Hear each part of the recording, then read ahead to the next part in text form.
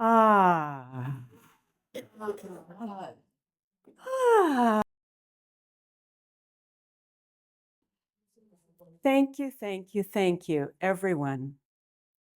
So many beautiful faces that I haven't seen in ages. So happy spring. We're really springing now into a lot of energy, eclipses, happenings. Wow. I'd like to say thank you to Claudia Tulip for joining me tonight with a few songs before we start. It's a real beautiful reunion for us because we've been recording and playing together for years, and a reunion with all of you. Some of you I haven't seen since France. Some of you I haven't seen since Hawaii. So we're going to start with a piece that's brand new, actually. I'm calling it Brigantia's Jig, and you might find your toes tapping a bit, and that's great. You can dance in your chairs. Because I've never written a jig before, really, but I dedicated it to Brigantia, who is the ancient British goddess of fertility, the light bringer, springtime. She's related to the real person in energetics to Bridget.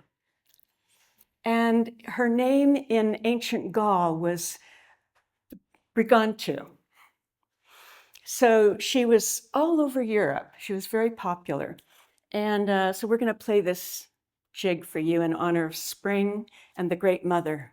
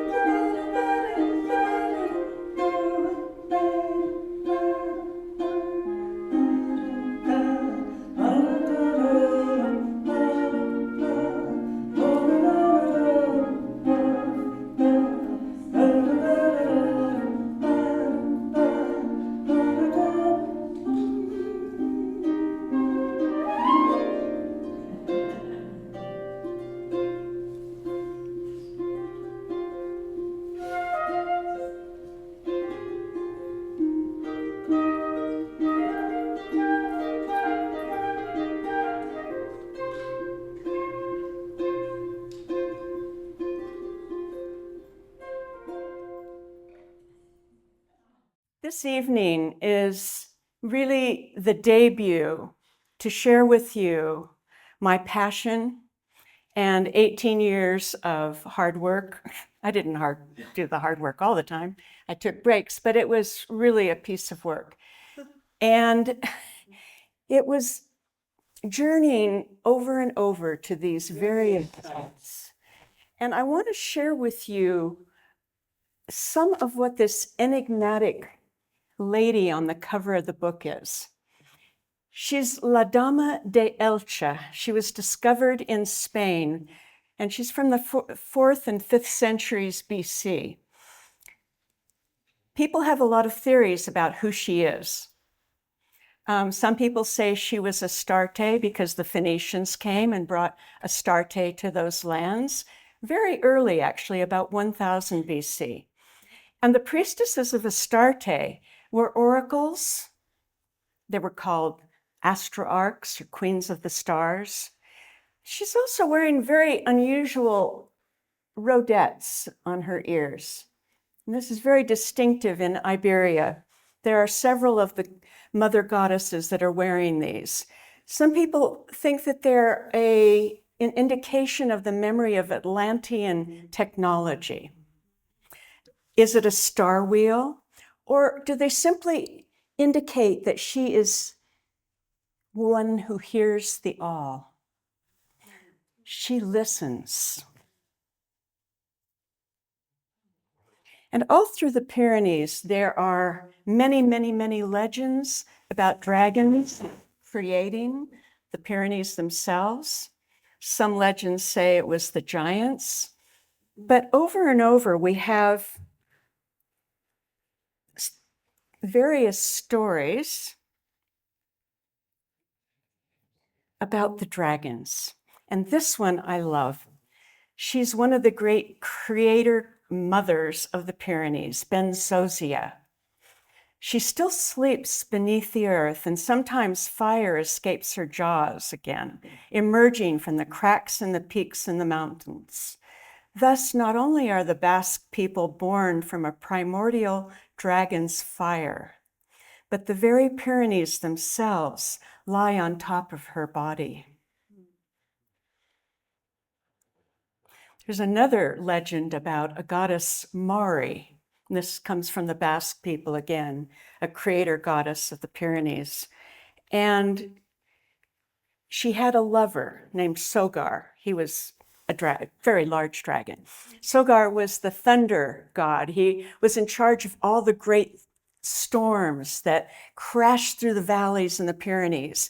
And they came together for a tryst every Friday on Venus's day to ensure the fertility of the region. So we have dragons and serpents, and they're often interchangeable in various depictions in ancient cultures. Dragons and serpents, creative power. They issued forth the beginning, the vowels in the beginning were the 7 vowels issuing forth from the creator Diani dragons. Wisdom, regeneration, medicine, the guardians of great treasure, ancient secrets. And I love this one from the Altamira cave in Spain, 36,000 BC. A celestial star serpent. Now, this is really incredible. Scientists have just discovered this slithering cosmic serpent in the Milky Way, and it's 9,000 light years long. We can't imagine that. It's just long. That may have birthed our entire galaxy. So all of the indigenous traditions of the serpents of creation have a basis in science. I love it when these things come together. So the journey began down the Paris meridian, and a meridian is measured from the longest area in any landmass. So in this case of France, Dunkirk to Isla well, actually down by Montserrat and Barcelona. Eventually, they measured beyond into the Mediterranean to the Balearic Islands and a place called Isla Dragonera.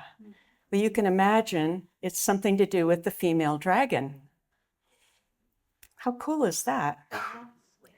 There were Venus temples all along the coast, Artemis temples. We'll be going into those. And this site called Ophiusa is a clue that there were the Ophite ancient Hermetic healing traditions and medicine that came into Iberia, Spain, early on.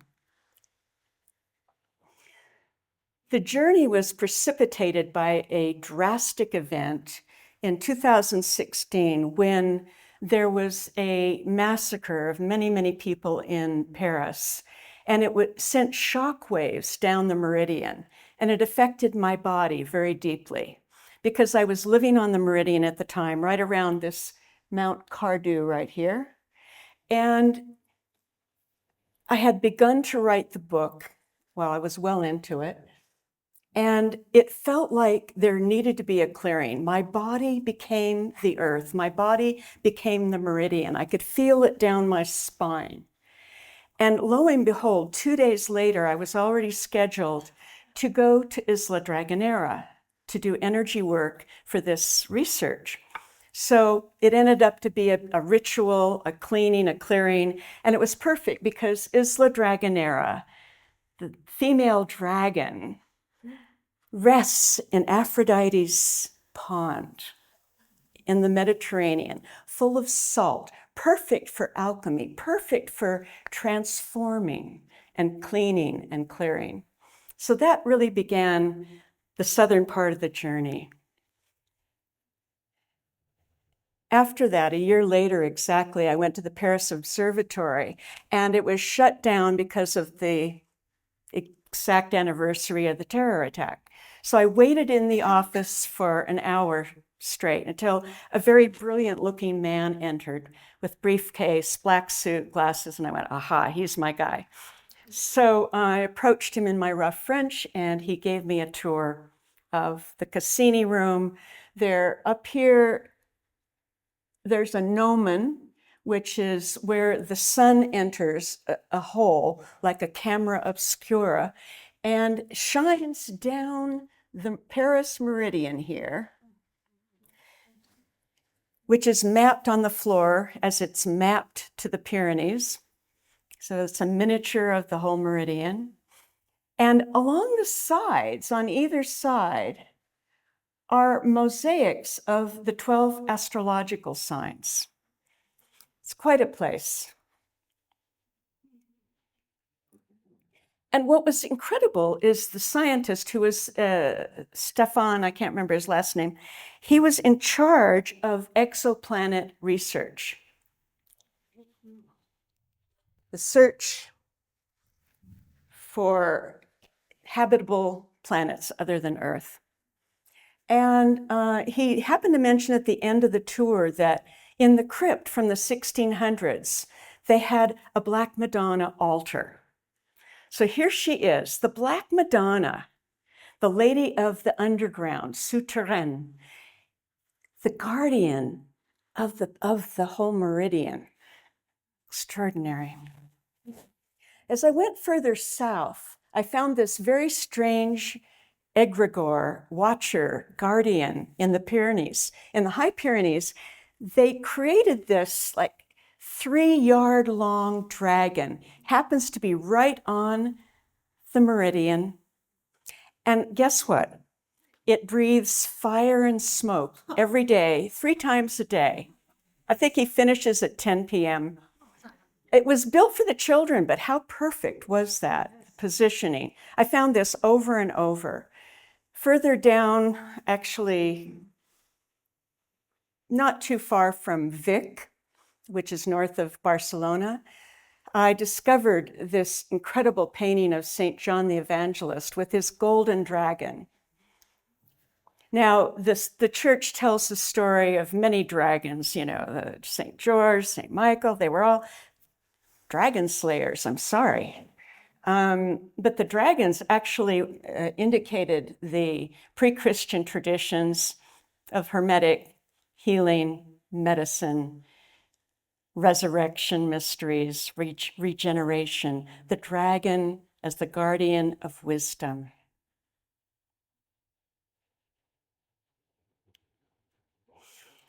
And I found them in other sites in France at Troyes Cathedral, at Saint-Lazare Church in Avalon, France. All of these indications. In the center, John again has a green dragon. Well, this time a green one. So most of the time he has a green dragon. That golden dragon was unusual. But the caduceus, all these symbols of dragon energy that we have within our own spines and our own energy system. As within, so without. And we find 8 wonderful mosaics of fire-breathing dragons in Our Lady of Montserrat's rear temple.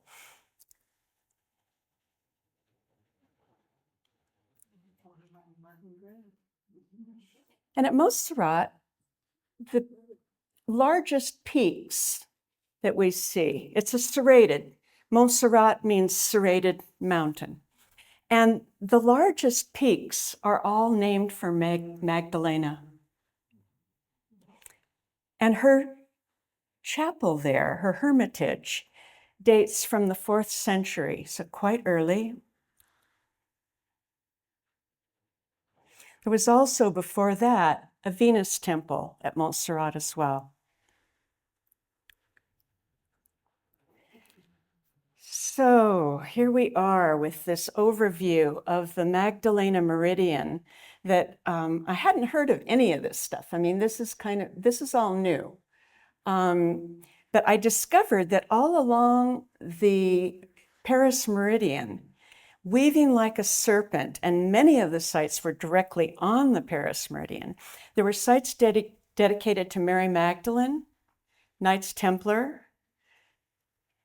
It was extraordinary. So weaving down this meridian, and then sites named for dragons, the portal of Magdalena. It just went on and on. The Ladonia mountain, the mountain of the ladies. And as it circled down, we find Magdalena de Conegla, the Magdalena Mountains, another chapel dedicated to her at the top.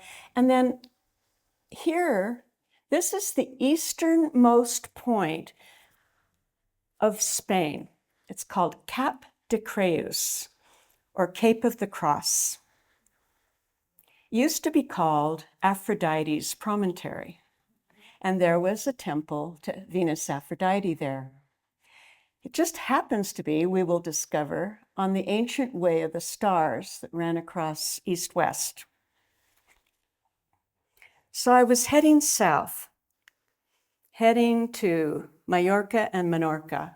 This is the southern part of the Magdalena meridian. Again, more Magdalena sites, Magdalena Mountains. The Magdalena Hermitage on Mallorca is on Magdalena Mountain. It was a bit crazy. I discovered an official list from the Catalan, I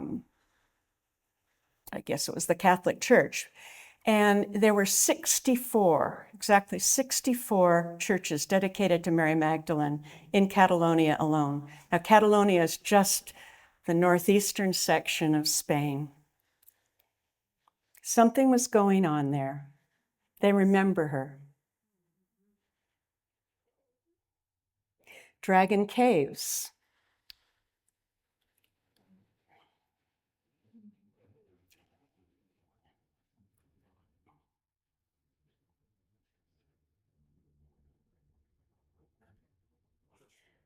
Menorca.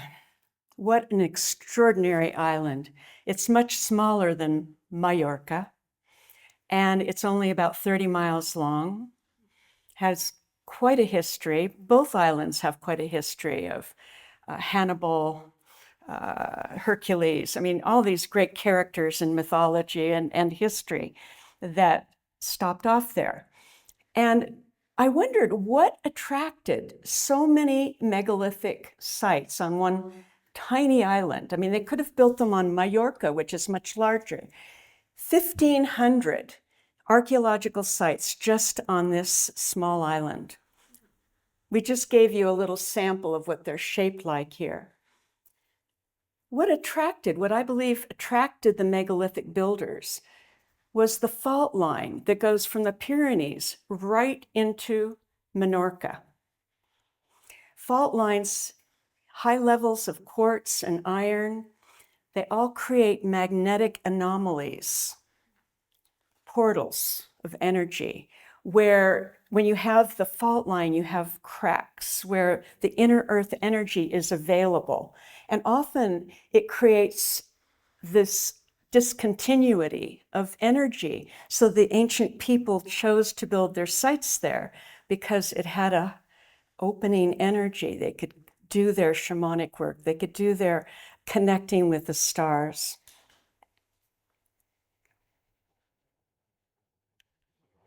And this is one of my favorite taulas, Torre de Engaumes.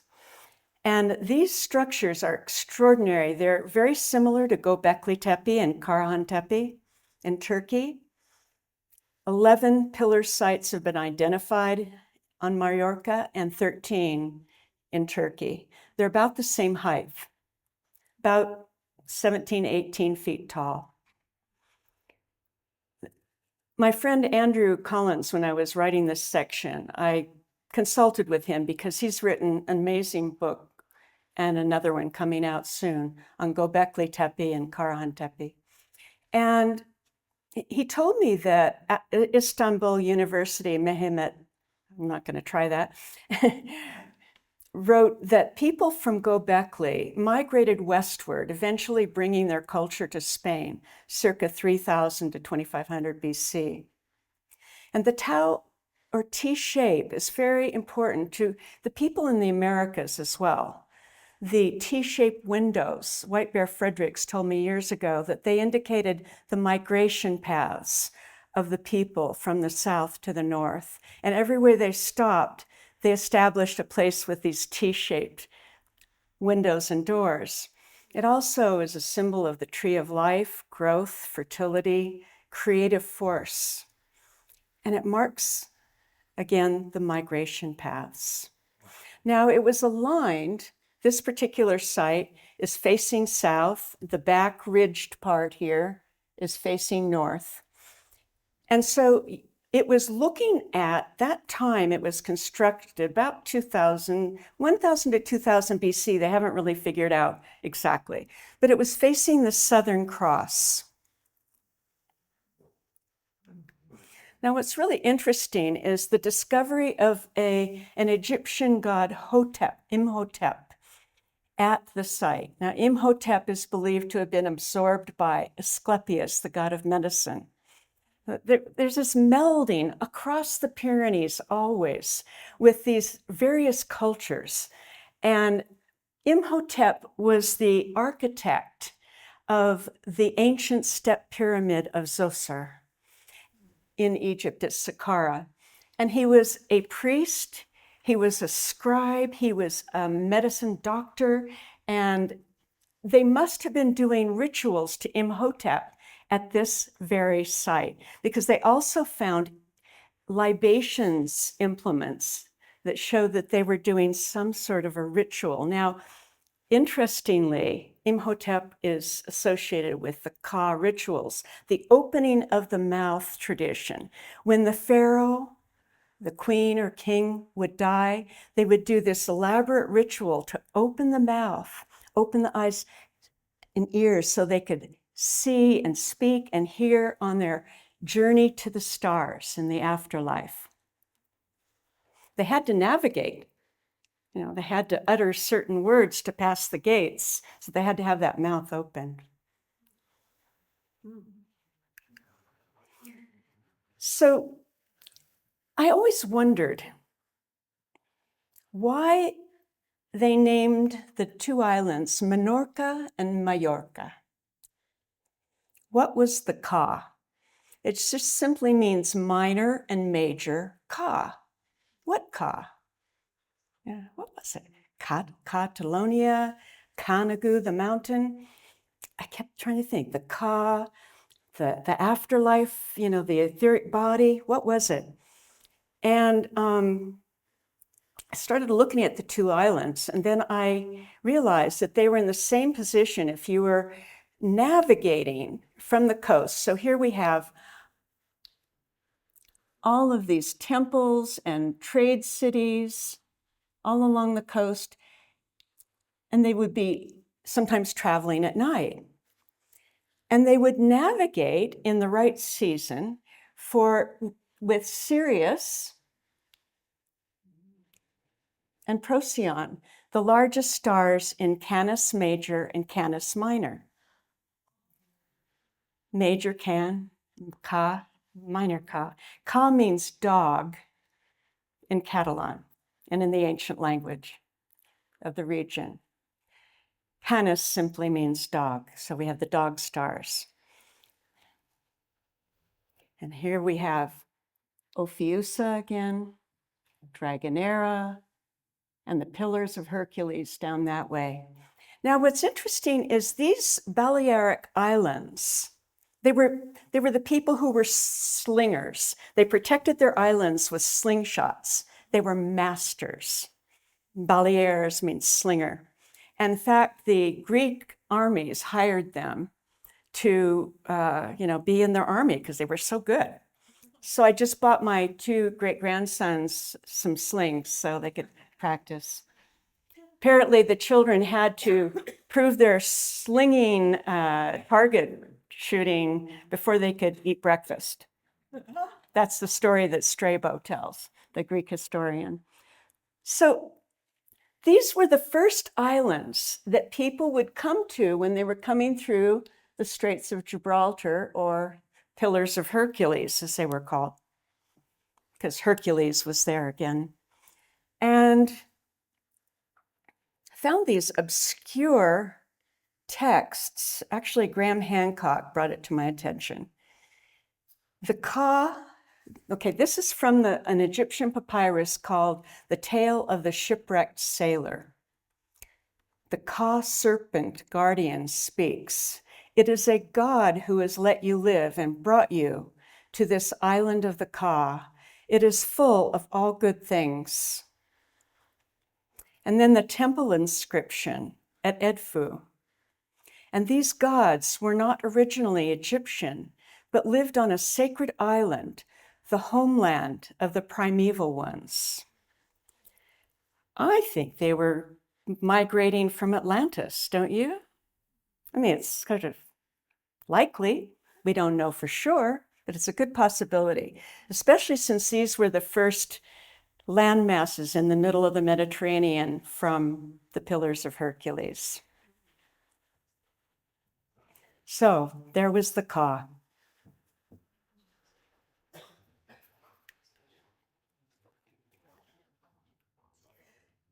So in the midst of this journey, I had a series of dreams that guided my way.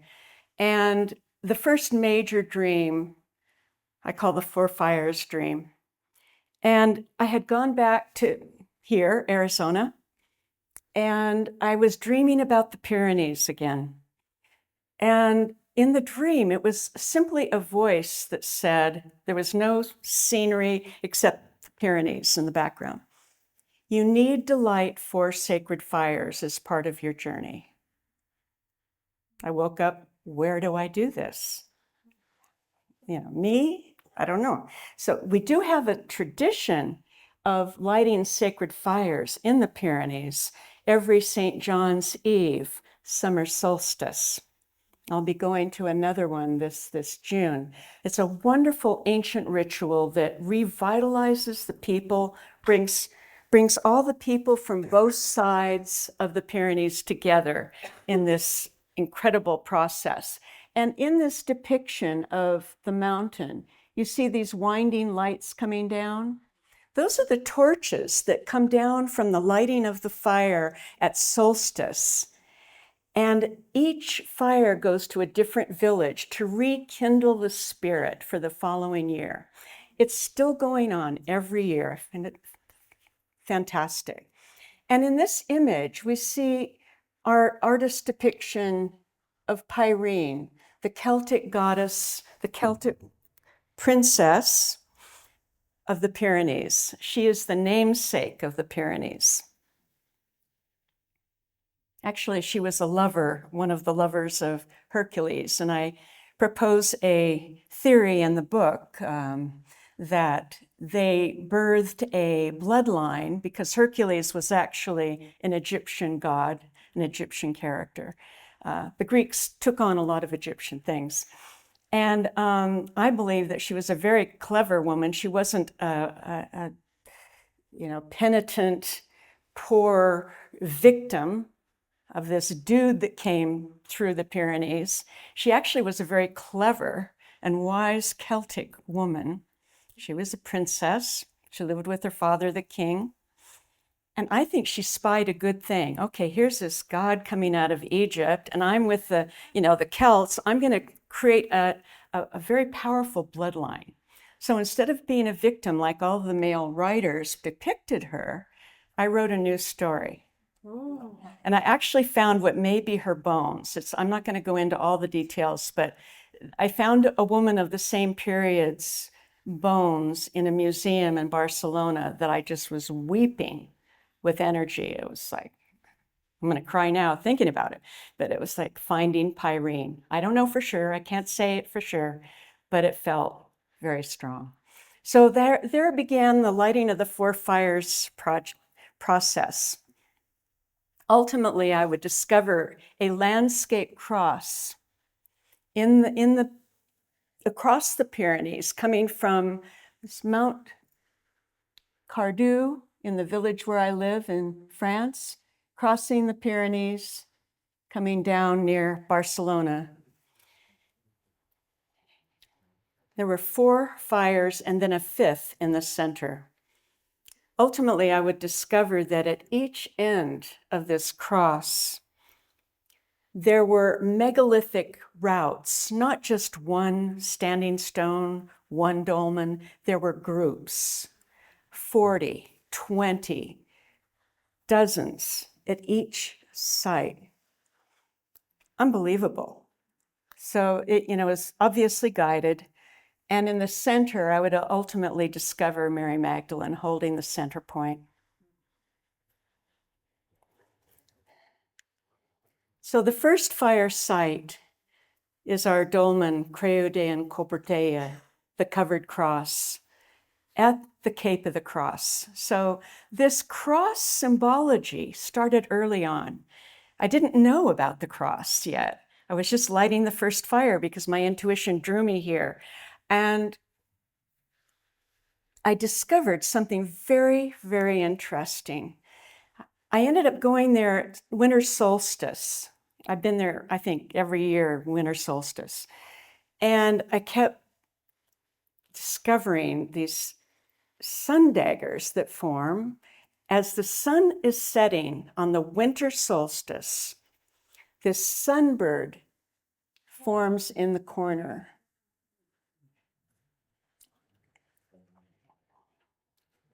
And another sun dagger to the left. And the sun dagger comes in on the right as well and starts heading toward 7 cup marks that are shaped like a pyramid. Or you could say it kind of indicative of a human standing or a pyramid of some sort. 7 cup marks. Normally the cup marks would indicate sites in the landscape or star alignments. Various things. I was just for the equinox with Ken Zoll out at Vibarvi, which they're now calling Crane Heritage Site. And he mentioned something very interesting. He said that cupules in various places around the world, the people would scrape a little bit of the stone and make a healing elixir, a drink. Interesting. Of course, if it was aligned with a star, it would have that star energy. And my friend who I was there with this last winter, she said, I've never tried this. She said, why don't you put your hand, where is the pointer? Right here in the light where it's coming in. And I could not believe how hot it was. It was like putting my hand in fire. So that really showed that there's a concentrated energy and light that enters these monuments at these times of the year. Here's a close-up of the cupules and the sun dagger on the right moving closer. And this idea, this is the side view of the entry. It looked to me like a dragon eating the sun. He's imbibing the light, which is exactly the function of the temple. And it almost looks like he has a glass of red wine waiting for after the sun going down.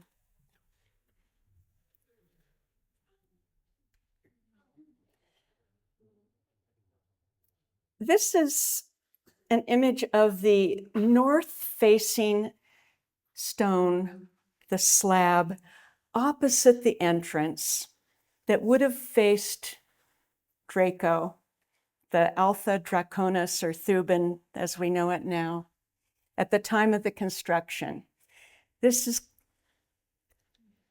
We find this in churches in Albania. We find this in many dolmens and menhirs aligned to the northern axis.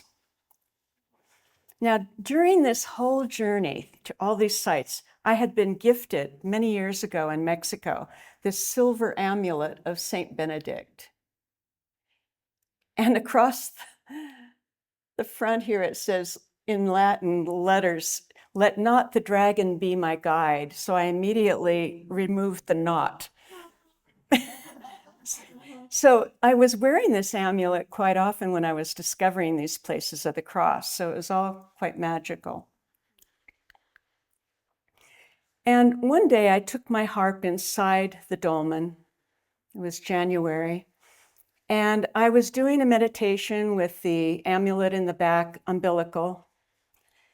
And here we have a depiction of this umbilical energy that runs from the back of the dolmen up to Thuban. And you know, when we're born of the mother through that umbilical cord. And in the Egyptian and many of the indigenous traditions, we return to the stars on an umbilical or a pathway. And this is the pathway back to the stars. And in the traditions in Egypt, it was always to the imperishable stars at the northern axis.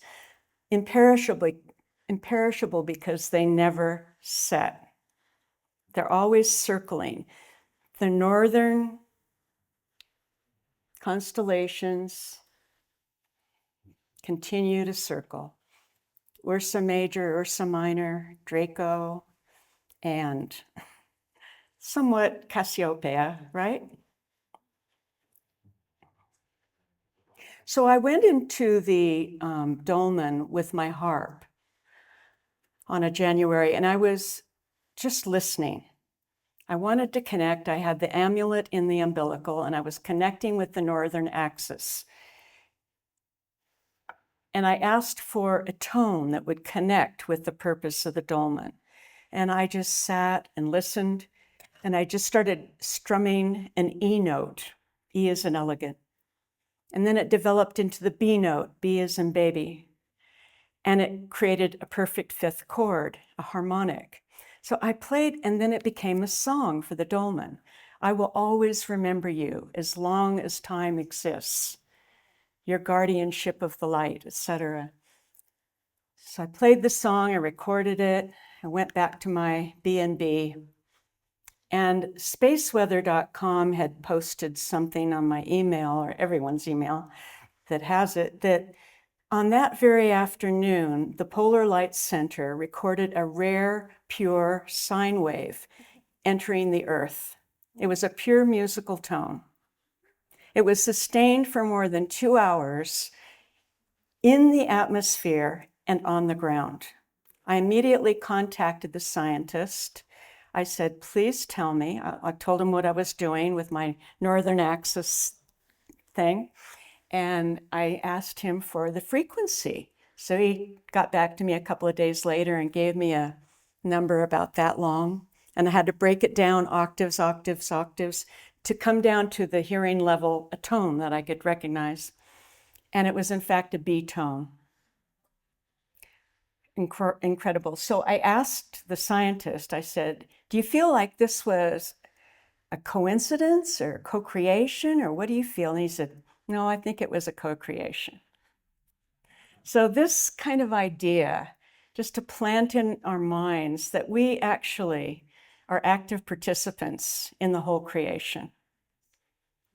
The inner earth, the outer earth, the stars, the planets, they're waiting for us to be singing to them, to speaking to them, and listening. We can imbibe those energies, the neutrinos.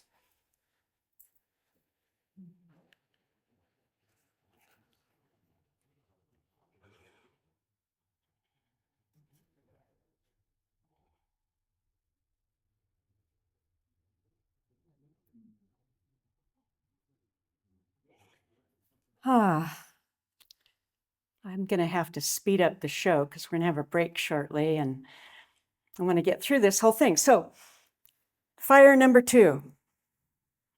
Where could it be?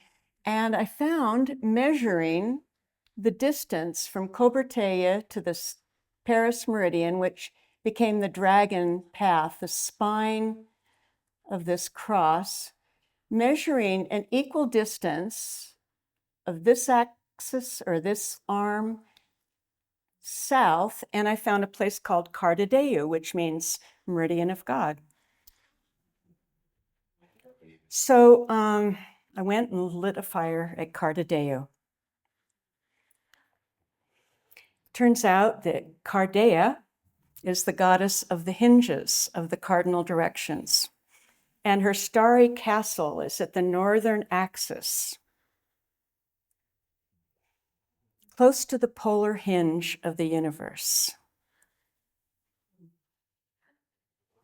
And we have a lovely serpentine dragon theme again, spiraling up the cross. It was a wayside cross marking 3 trackways from a long time ago, and equal arm cross on the top. So good fit. But then I found a more perfect fit. It was just a mile or so south of Cardedeu, another megalithic route right on the meridian. So here we have the Paris meridian. We have a place called the Magic Forest. It was even though it was in Catalonia, they wrote magic in English. I don't know why.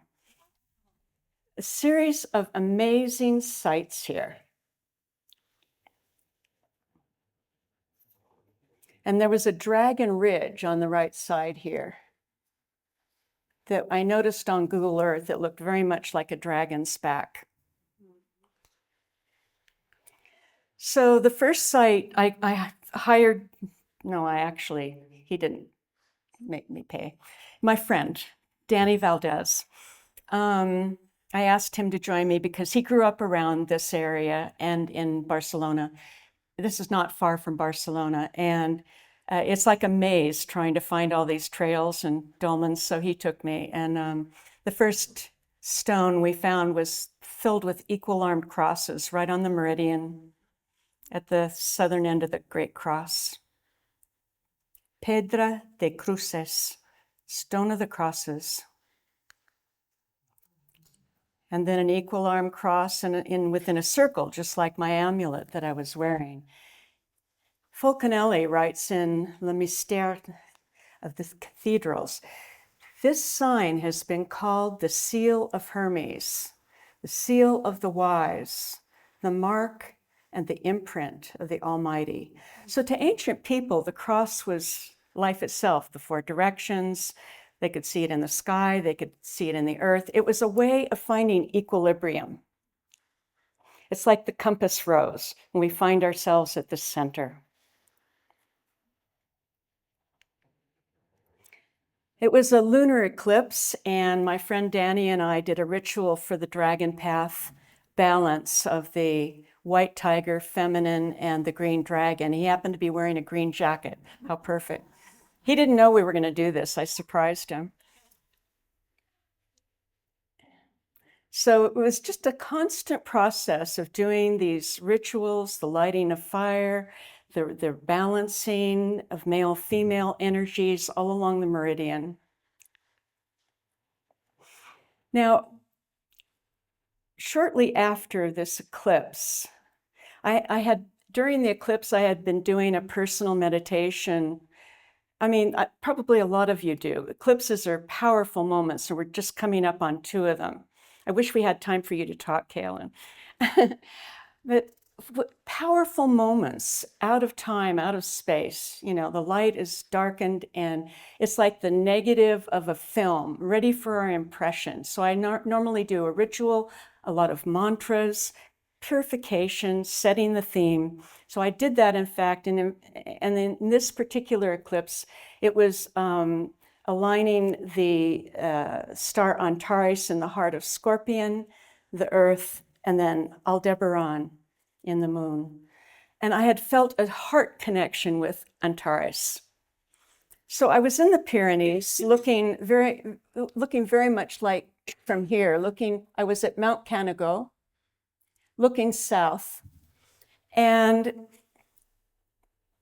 in the middle of the night, I was dreaming about a petroglyph of concentric circles. And the message in the dream said that these glyphs that we see all over in this region, normally related to solar alignments when the sun dagger hits the middle of the concentric circles, which we have at V-bar-V, that I was told in the dream that this was actually indicative of resonance from the stars as well.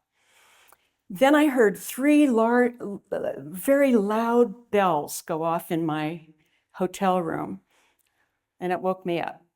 And I looked for the source of the bells, no electronics on. I opened the shutters.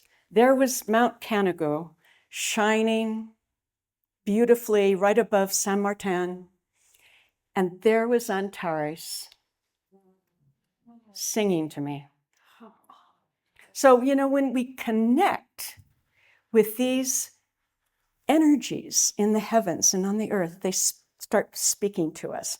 Now, what was interesting is I had my friend who's a Google Earth mapper, he writes books and everything, Kai Liliendahl. I said, Kai, would you please check out where Antares might have been from Canago that day? And it was directly aligned with the stone called the Scorpion Stone in the same megalithic route to the south. So my theory is that they would have used also Antares when they're traveling south from the Pyrenees, because it's, you know, in May, you know, it's setting. They would have been able to focus on their navigation with Antares. So the late beloved Zuni elder, Clifford Mahuti, said that his people descended from the star people and that ancient monuments across the earth maintain a grid pattern and are receptors for star communication. Bless him.